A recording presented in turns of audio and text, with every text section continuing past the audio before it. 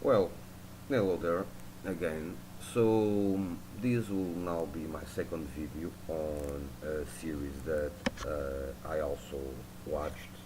Actually, this series I finished the watching during the mid of the last week, but I did not have time to do the video related with it.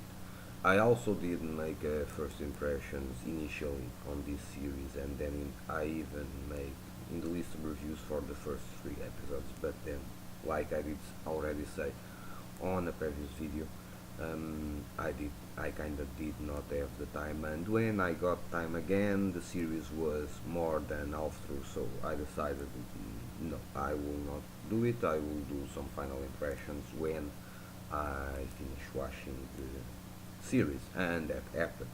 And the series this time I'm talking is a series that it's, if I'm not mistaken, it was one of the first of the fall season. It was one of the first from the fall season that started, and it was titled Diabolik Lovers or The Hunted Dark Bridal. And basically, this is based in is a Japanese visual novel developed by Rejet, and it was released in 11 of October of 2012 to the PlayStation Portable. Also, there was a second disc called Diabolik Lovers More Blood that was released in 24 of October of 2013. And then Studio Zex kind of decided to make an animation of this, and the series aired from 6th of September of 2013 until 9th of December of 2013. And basically, uh, uh, this series turns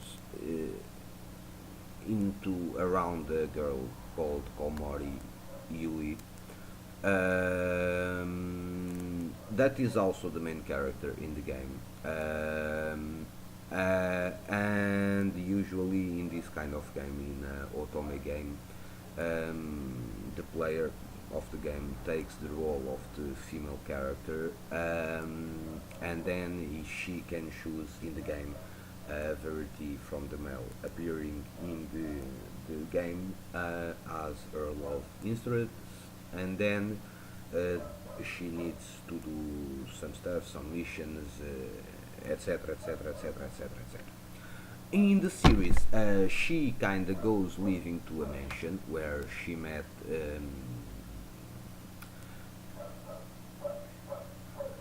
six vampires, and each one with his history, and all of them kind of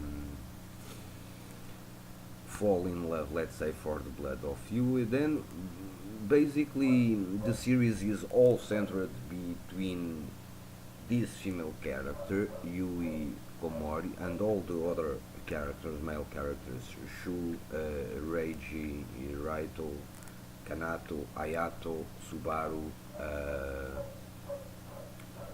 and eventually we have some glimpses of Beatrix and Krista that are the mothers of, when Krista is the mother of Subaru, Beatrix is the mother of Shu and Reiji, and let's say the main villain in the series is Cordelia, that is the mother of Ayato, Laito, and Kanato. Then we also have a guy appearing, Richter, that basically is the brother of the father of these guys, the vampire Carl Hans, and that served Cordelia, and basically he has some kind of he kind of has a love interest for Cordelia, and basically this is first the struggle of this girl to try to understand what happened to her. Then she is constantly, let's say, beaten by each one of the guys. All of them, each of them has different characteristics. one is more intellectual, others are more extroverted, others are kind of psychotic, but they have different characteristics.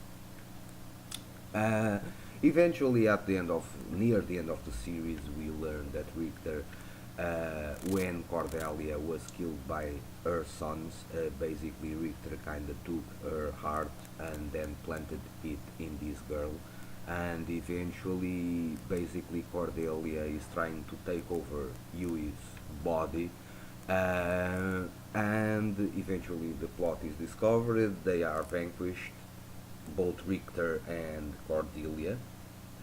Um, and Yui, it appears at the end of the series that she also became a vampire. So, because she survives the process of being beaten constantly by several vampires, because usually people that are sent to the mansion as offerings, they usually die in the process, but she did not, mainly because she had the earth of Cordelia inside her, and then eventually she became a vampire also. Um, so the story, it's not blow-minding, let's say in that way. Let's say that the anime, I like the anime. This series was kinda not normal because the episodes only lasted 13, 14 minutes. They are very short. And the locations basically is the mansion where he, she, and the other guys live, because we have in the beginning of the series we have a scene in the school and a pool in school, and then we have one scene inside a car or limousine, but those are the only times that, let's say, the scenario changes, because mainly the story centers about what is happening inside the mansion where Yui is living with these guys, the six brothers that are vampires. Um, the twist at the near the end of the series, with Cordelia being the main villain, let's say in that way, and that Richter is also part of the plot and such, it was good. But during most of the series, it's this girl trying to understand what the hell is going on, where she is, what are these guys, what happened to her, and such. So it's not a bad series. In my opinion, it was average series. Not blow-minding, not brilliant, not great. Average. It's watchable and also enjoyable. The plot twist at the end with Cordelia and Richter, for me, it was the most interesting aspect of this. I was not expecting, so I was kinda pleased by that. Uh, and Radley, uh, that's it. So, if you like supernatural series with vampires and such, you can try and do and go watch the, the series. It's not bad. It's like I did say, the episodes are very short, so they are watched very quickly. And nonetheless, the characters are also interesting. Know them, their personalities, and some aspects about their pasts. It kind of gives you the kind of identification with um, the character in some way, but sometimes you do make the question, what the is this? But that's okay. But it's a light series, so it will not bore you, and you will like the plot twists near the end of the series. So that's it.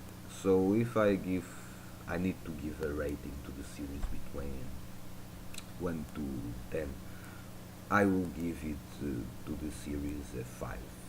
Yeah, 5, 5.5. It was an average series. It was not bad, but it was not blow-minding or excellent or very good or something like that. But it's enjoyable to watch. It's average. and it has some aspects that are interesting. So, and if you are a fan of supernatural stuff, probably you will appreciate it. And that's it. So, stay well, peace, see you soon.